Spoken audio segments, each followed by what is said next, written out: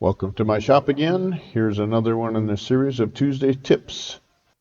Okay, another sharpening aid that I have that I've developed a process on how I sharpen. When I'm sharpening my bowl gouge, I set this up so that my bowl gouge has about a 60-degree angle. That's the bluntest angle in my shop. And I set the Wolverine jig up to sharpen that, right?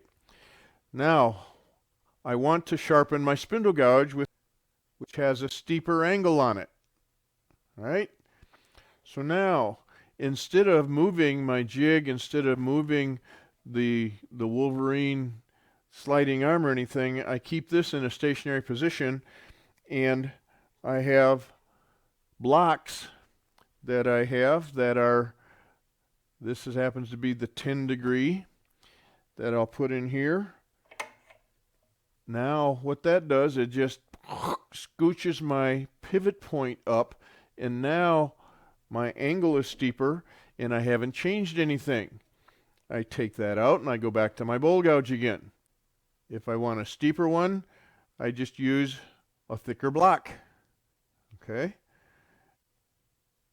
And it moves the pivot point up. So what have I accomplished here? I don't have to grind off a lot of metal every time I move this and try to set it back to the original position anymore, because it's never moved.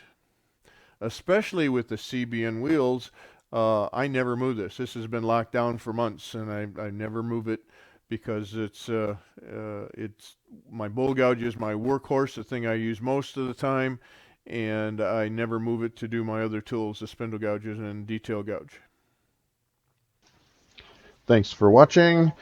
Please support my sponsors, Thompson Tools and Hunter Tools and Star Bonded Adhesives. See you next time.